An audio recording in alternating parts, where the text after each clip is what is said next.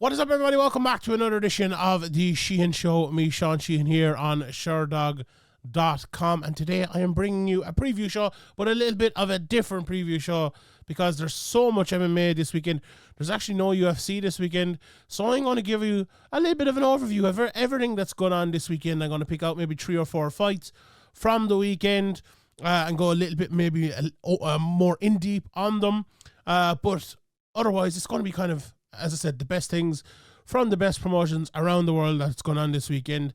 That is not the UFC. And obviously, I've been covering all these promotions over the last few years here. And it's been an interesting time. You know, we obviously speak about it a lot on the PFL podcasts and the other podcasts around that. The scene everywhere else is, in terms of the actual fights that are being put on, we forget about the business part of it for a second. Right? Because that's... Look, sometimes it's hard for us to understand. Sometimes we get it wrong. Sometimes we get it right. Who knows? But I feel like the fights part of it have been really thriving. Like, there's some really good stuff going on. Like, obviously the PFL and Bellator coming together has led to a lot of interesting matchups, a lot of fun matchups, like the likes of Paul Hughes versus AJ McKee coming up here. You know, Francis Ngannou fighting Henan Fahea. But even like, you know, we've seen Invicta FC versus Johnny Eblen and that whole card that they did during the year. But then even like fights that maybe you wouldn't have thought of that turned out to be fun, like some of the Clay Collard fights this year. He fought Patricky, didn't he? When it was a great fight, and the last fight as well against Primus, a fight you never would have thought of before. But, you know, and I'm not talking about massive fights, but, you know, we have the few of the massive fights coming up. But it's very interesting, very good to get some fights like those. Plus, I think we've seen an awful lot, say, like we're going to talk about Cage Warriors here and things in a minute as well. Like, we've seen a lot of the next wave of Cage Warriors guys coming through. We've seen James Sheehan, my namesake and my countryman, coming through here. Looks to be the next welterweight guy. Obviously, he's the champion at the moment. But then, you know, we've seen George Hardwick, obviously. Seen Janice Bashar both get their shots and kind of come back and now trying to get there again. But then we have the likes of Sean Clancy Jr. and Michele Pajani and James Power coming through. And, you know, some of these guys have taken losses and stuff. But, like, you know, Lonnie Kavanagh and many more coming through. It's absolutely fantastic. Invicta are back as well. Brilliant things coming from Invicta. They have a few of the names from the past Invictas as well on this weekend's card that we know about. And in Oktagon, which I want to talk about as well, which have...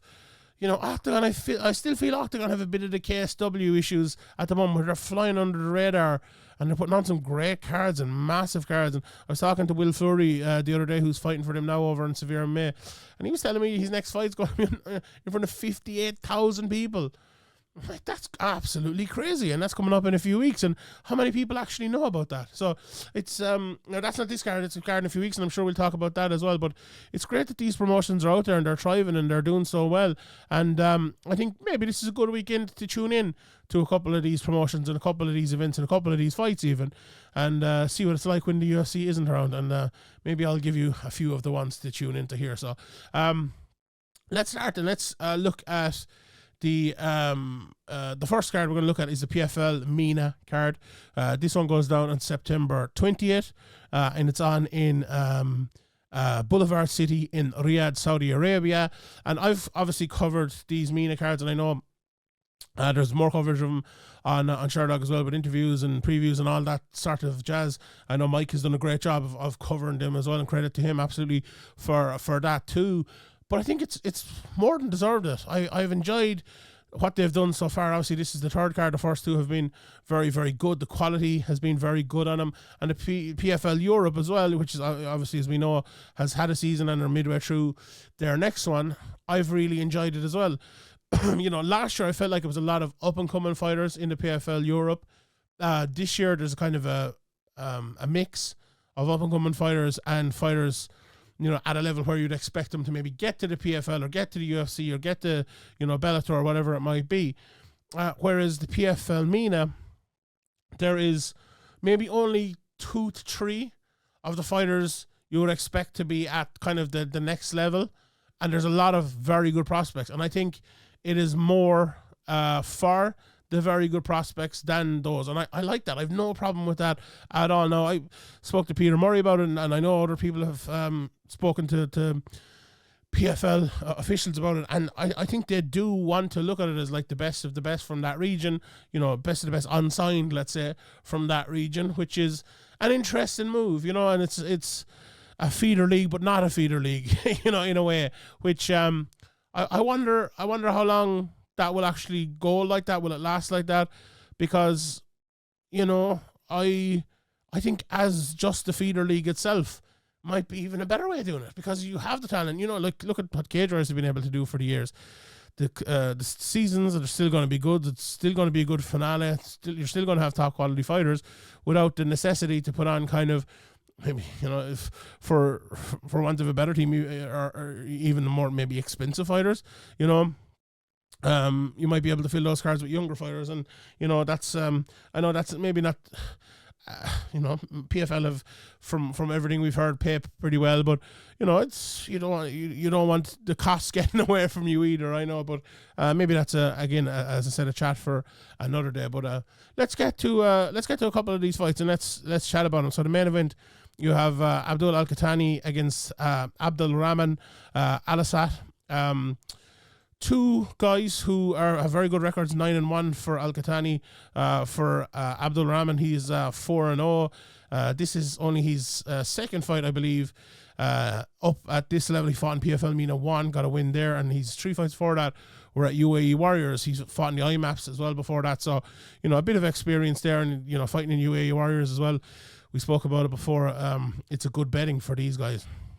Al-Qatani, he has won his last 4 in a row, all in the PFL. He lost one fight over in Brave before coming over. Had a lot of fights in Brave as well, as we kind of come to see from a lot of the fighters on these cards. But 3 finishes in those 4 wins as well. He looks a very, very good fighter. And you look at Al-Qatani, and the 2 things you would say about him, first of all, are he's loose and aggressive, and then he's big. So that is, that's an interesting mix there for a featherweight.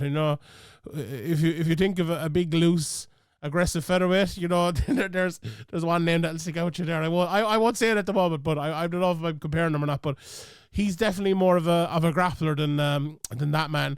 Loves the body lock takedowns, counters very aggressively from the inside.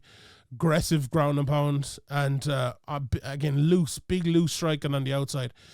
The one thing about him, he does get hit, but I wonder in this fight, will that be as much of an issue? I think here we're going to have a serious wrestling battle. And now, it's funny, I've picked out 4 fights from the 4 weight classes that are going to be going down here. And this is from the 145-pound division. We'll touch on the other one in a second, but this to me is the wrestling matchup, because I literally just went and watched a couple of Al-Assad's fights, and there isn't a whole lot of tape on him. Obviously, he's only 4-0, but he throws a big right hand down the middle, and he wrestles and he wrestles and he wrestles. And I think he's going to have to be a damn good wrestler, I think, to be able to go in there and beat Al-Qatani with that as his A1 game plan. I think he's going to have to bring striking behind it. I think that right hand is going to have to land, and he hasn't got a knockout yet. All of his fights have gone to a decision so far in his career, so that's a big matchup for him there. People like me to give my predictions on these. I don't know if I'll give my prediction for all these fights, but I think it might be a little bit too soon for Abdul Rahman. I'm going to go with Al-Qatani on this one. We'll have a betting show later in the week as well, and we'll save it for there. So we'll give the picks on the betting show for some of these fights there. So, but that's definitely one that stands out to me there. The other fight, I'll just tell you about it in the 145-pound division. There's just a couple of them on this card. We have the Islam Reda against Marwan Balawi fight. Only one loss between them in 17 fights.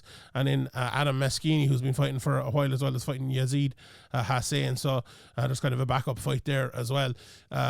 In the 135 pounds division then, look, the main guy, I think, on this whole series is, without a shadow of a doubt, Ali Taleb. He was Was it in PFL Europe he was last year? He was a real standout for me. I thought he was going to win it. Didn't end up winning in the end. But, you know, he went into his first fight here and he got given all he could do in that fight. He went to a decision. I thought he was for sure getting a finish there. But, you know, he went to a decision with Khurshid Kakarov last year in September, and he's fighting Jalal Al-Ajdaja here, who's out of Jordan. He's lost his last 2 in a row, and I think he's going to have major issues here. You know, he's been submitted 3 times, knocked out 3 times. You know, Adam Moschini knocked him out in the second round, and I think the big issue with his game is that I don't know where you're going to escape. Like, he's a finisher himself. You know, he has 7 finishes and he's 11 wins. There's no doubt about that. But I just don't think he has the quality of Taleb. I think Taleb will end up beating him on the feet if he wants that, and beating him on the ground as well. So I don't think this will be one of the fights we're betting on. But this is a showcase fight for Ali Taleb. I think when he moves on and goes into the finale, this will be a good fight to look back on in that one. No doubt about that. So you know, I don't think there's any hiding that Taleb will probably end up winning that one. Probably the best fight out of all of these in terms of matchups. Apologies, I'm still dealing with a bit of a cold here. Is at 170 pounds, we have Jara Al-Shalawi taking on Omar Dafrawi, whose name I always struggle with. Al-Shalawi, a guy who's been around for a long time. You know, 26 fights into his career now. I remember him from the cards back in Cage Warriors, and was it in Jordan back in the days? In 2014, he fought Carl Booth and Davis a long time ago, and then he got into the PFL proper in 2023. Ended up losing a few fights there, but he's back with 2 wins in a row now, and you know, he's a good fighter. Loves his counters, lots of feints.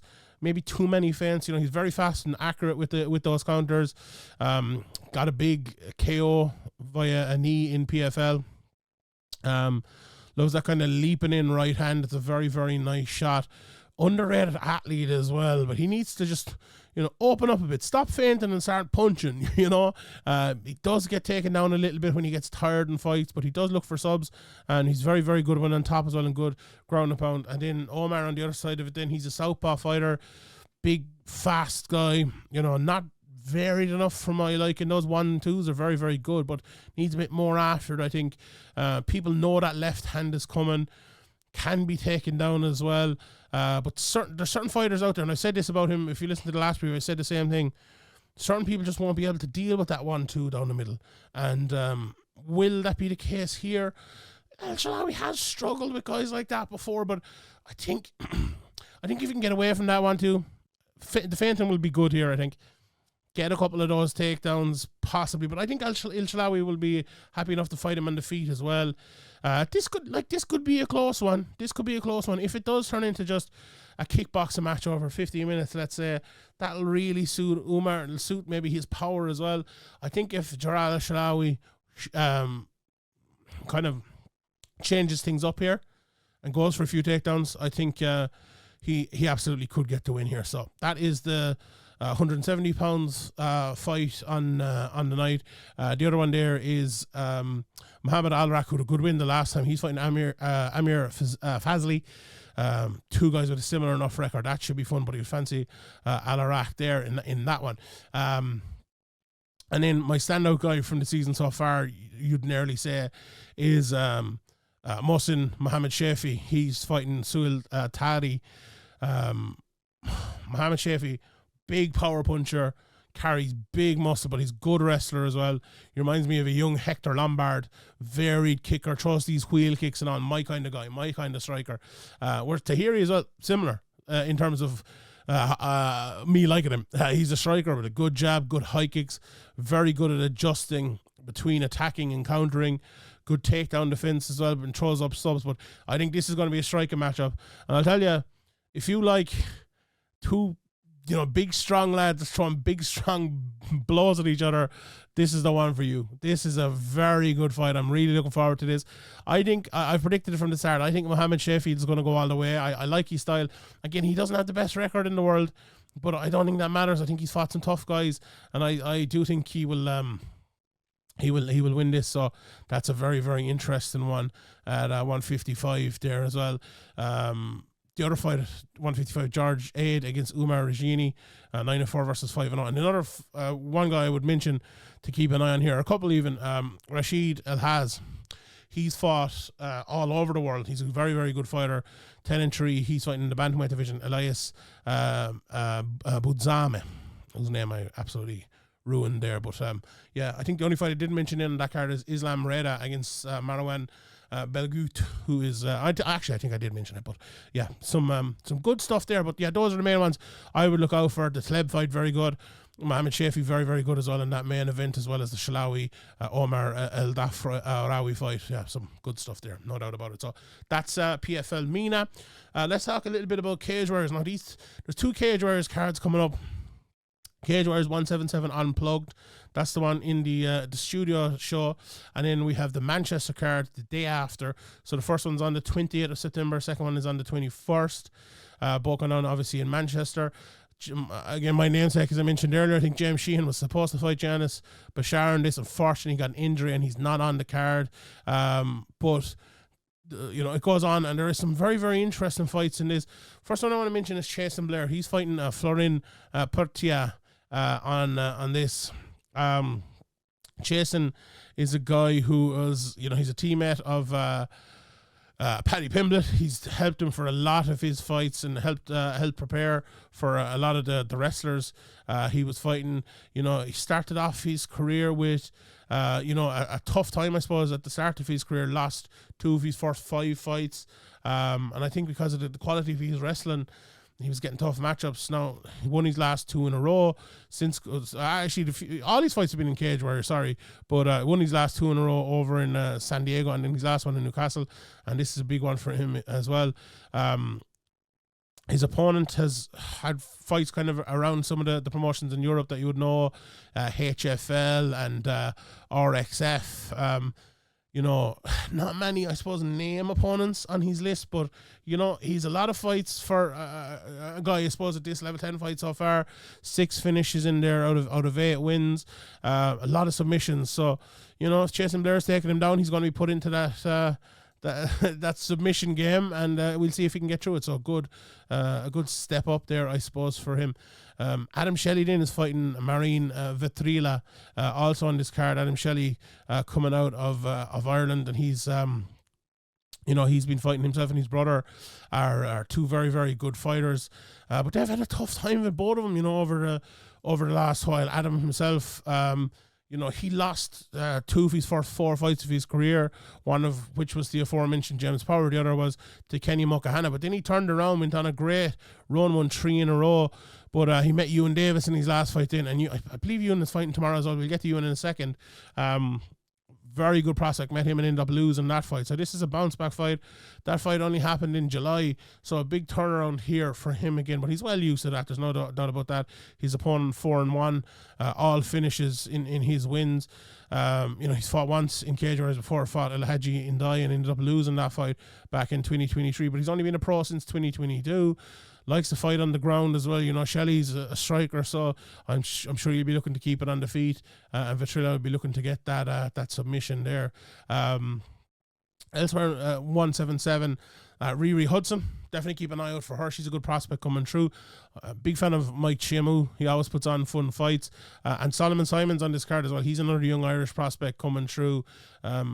I believe he was supposed to fight. He had an opponent, Orlando Prince, and I believe that fight's not happening on the Cage Warriors website. It's not there anyway, so I'm sure by the time this comes out, he will have an opponent. But 4-0 in his career now, Solomon. He's from Waterford, which is in the southeast of Ireland. About how long would it be? 100 miles below Dublin there or so. But Team Rhino Waterford. He comes up, and I know he does train in Team Rhino, the gym where James Sheehan, the champion at the moment, trains, but also Neil Seary and Paul Redmond and a lot of those people. He's a real good prospect. I watched him multiple times on the amateurs. If you look at his amateur record, it's absolutely phenomenal. Some of the guys he's fought there, Ryan Shelley, I mentioned him a while ago, Dara Kelly, who fought at the weekend, Andrew Barrett and Dennis Frimprong, the two good young guys at the moment. So a lot of good guys he has fought in the amateurs, and he's won some and lost some, but he's well able for the pro game now that he is there. So that's very, very, it's very good to see Solomon going, and hopefully they'll be able to get him an opponent, and hopefully they'll have one by the time this is released. Then 178 is a very interesting card as well. Atop that is Luke Riley, and he's fighting Alexandre Jr. If you haven't seen Luke Riley yet, I'd suggest you go on UFC Fight Pass and you look at some of his old fights, because this guy is one of the most exciting fighters you will ever see. He's fighting out of Paddy Pimblett's gym, Next Generation, in Liverpool. His fight with Alexander Luff in 2023 was, if not fight of the year, it was very, very close, with an unbelievable fight. He came in against John De Jesus, and I think he went to another level. His performance in that fight was absolutely unbelievable. Brilliant performance. He beat Callum Parker, who put up a great performance last week as well, or a couple of weeks ago. You know, his name's like Jack Elgin as well, and his ledger, so very, very good.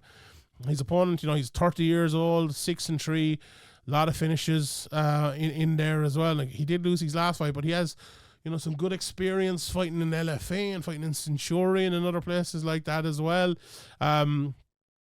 Wasn't able to find too much of him from the bits and pieces I did find of him. And you even look at the picture here on Sherdog, he's a big, strong guy. There's no doubt about that. And I'm sure it'll be another test. Like, there was, I can't remember what Luke now, maybe I should have looked this up before, but I think Luke had maybe an opportunity to Contender Series or something like that, and it fell through. Was it visa issues or something like that? So I'd say if he wins this fight, he'll be in the UFC or be in the Contender Series very, very, very, very soon.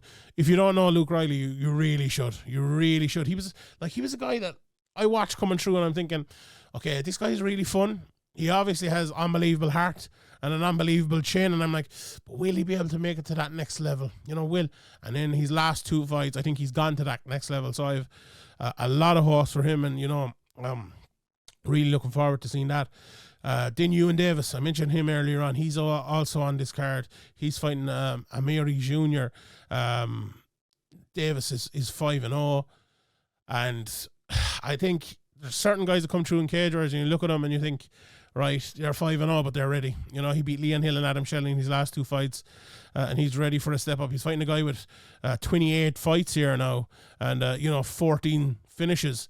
He won 3 of his last 4. He's only lost to Adam Cullen, you know, over that period, and this is going to be a real test for him. You know, this guy's fought all around the world, fighting the likes of Jonas Billarino and many others as well down through the years. So, you know, he fought Juicy Farmiga in his debut in 2005. Big step up here, and I'm looking forward to seeing that. But I fully expect Ewan to get through that one there. You know, there's some other fun fights in Dean Truman against Gavin Hughes. Dara Ward is another guy. A lot of people on the scene have been talking about, coming out of Phil Mulpeter's gym in the Midlands here in Ireland. I know that my guys over in the Old Triangle talking an awful lot about him. He's had an awful lot of fights as an amateur as well, fighting the likes of Brian Manning and people like that, but he's 2-0 as a pro now, beat Ben Peaches Kelly last time out, and big future ahead for him. But it's a big fight, big step up again here, so we'll see how that goes for Dara there against George McManus, and there's plenty more on that card as well, and Cage Warriors always put on a fun show. So what we have left in is Invicta and Oktagon. I'm going to run through them kind of a little bit quicker. This Invicta card is going down on September 20th over in Kansas City, Kansas. You'll have open scoring here as well, so if you like that, I think you'll have anyway, I'm pretty sure. The Atomweight title is up for grabs here. Alessandra Ferreira de Oliveira versus Andressa Romero is on this card. And you know what I like about Invicta? I said this recently, that even, like, I think no one would argue that Invicta have struggled over the last few years since they went away from the UFC Fight Pass, and they struggled to get on places. And I know they have a big TV deal now over in America, so hopefully they're good for the next while. But even when that was happening, they still produced a Fatima Klein, they still produced a Shauna Bannon, they still produced a few champions who went over there. They produced the Danny McCormack, how she's not signed to the UFC already is absolutely insane. But now the fact that they have a bedding and they have a home, you see these cards filling out. How many? There's 8-9 fights on this card. Very, very full card, a very good card as well. They have Deanna Bennett is on the card. She's fighting Liz Tracy. Abigail Montez, who's 4-3, but she beat Clarissa Shields. People probably famously remember. She's someone who I think could end up back in the PFL or in the UFC or something like that, if things go right for her. She's fighting a featherweight here again, which I don't like. I don't think she's a featherweight. I think she needs to get down in weight, and I think she'll start winning fights. But look, if she wins this fight, she'll be on. But what they also have, they have basically new pros. You know, they have one fight with Anna Sampio, who's never had a fight, against Quinn Williams, who's 1-1. They have a 2-1 fighter fighting a 1-0 fighter, a 3-2 fighter fighting a 3-1 fighter. That's very good as well. Very, very good. And then you have the championship fight. You have the Deanna Bennett fight. You know, Christina Williams against Naira Kahea, who's 7-1-1 as well. Love this Invicta card. Very, very good. And the last card I want to touch on is the Oktagon card. And I think a lot of people maybe in this side of the world might argue that this Oktagon card is the card of the weekend. And you know what? I don't think I'd necessarily disagree with them. I like the PFL Mena one as well, but this is a very, very, very good card. You have Ronald Paradisa in the main event against Anquan Duke. Two very good guys. Paradisa. The tournament is still going on here for Oktagon. As I think my internet goes, will I have to do the rest of this preview without Sherdog? Maybe I will. But here we go anyway. So Duke and Paradisa in that main event, very, very good fight there in that tournament going through in the lightweight division. And there's plenty more in as well. Losine Keita against Mateusz Ligerski. Like, that's my internet came back, thank God. That's a really good fight as well. But I think you look at the main event, the Paradisa won every fight since he fought Keita back in 2022. But that's 2022, right? It's 2024 now. Here's how many fights he had. 1, 2, 3, 4, 5, 6, 7. And he's another one at the weekend, and he'll have another one fairly quickly after that as well. It's unbelievable. And I think I have to say a fair play to Oktagon for the amount of fights they're actually giving, lads, because it's really, really, really good. You know, and Anquan Duke is another guy. You know, he's fought in PFL. He fought in UAE Warriors and other places as well. He actually won his fight in PFL Europe last year. He beat Alexander Shivas, who I thought was one of the favourites to come through. Then he beat Donovan Desma, you know, former Cage Warriors title challenger. And then last time out, he beat Mohammed Makhachev, who I thought was going to be the favourite to win this. So who's to say against Paradisa? He's coming. I haven't seen the prices yet, but he's going to be coming in here as a massive underdog. But by God, he's used to being an underdog, and he can very well give trouble here to Paradisa. I think the same could be said for Ligerski against Losine Keita. This Losine Keita looks an absolute beast. Big knockout power, but well able to get it done no matter where it goes. He beat Agi Sardari a couple of fights ago. He beat Bogdanovic, who I actually thought was a bad matchup for him last time out. He finished him in 2 rounds. But Ligerski has a lot of experience, fought a lot in KSW and Oktagon. He's only lost to Roman Skiminski, and we know how good he is. But, you know, he's beaten Matthias Kahut, beat Akon Wanless last time out. He actually beat Kahut twice. You know, he beat Ronald Paradisa as well, the champion. Look, it was back in 2019, but still, This is top level stuff here going on by Oktagon. There's no shred or doubt about that at all. And I can't get over Keita. If you haven't seen Keita fight, he's one of those guys you need to tune into and you need to see him fight. Look, this card as well. It also has Jack Cartwright, the former Cage Warriors champion. He should have been in the UFC at one stage. It's kind of gone a bit backwards for him since, but he's a top quality fighter. If he can get back to it, he's wrestling a savage. He has power in his hands. He's fighting Mate Sandiski. We'll see how that one goes for him. But this is a very, very good card. I see Kormaz is on this as well against Agi Sardari, the aforementioned former Cage Warriors champion. Again, Sardari, another guy who I think is a very high top end, very high ceiling. But, you know, I don't know, does he take it as seriously as maybe some of the other guys? But if that changes, I think he can do a lot. George Staines as well, 2-0. He was one of the best amateurs coming through in the UK. He's getting a step up here against Jacob Ticha, who's 5-2.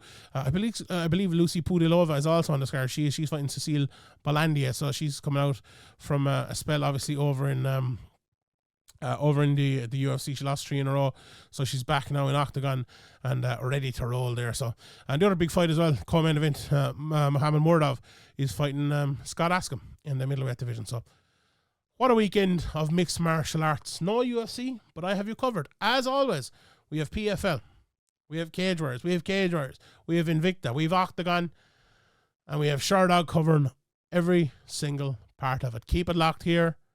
Thank you very much for tuning in. My name is Sheehan for Sherdog.com, and I'll see you all next time.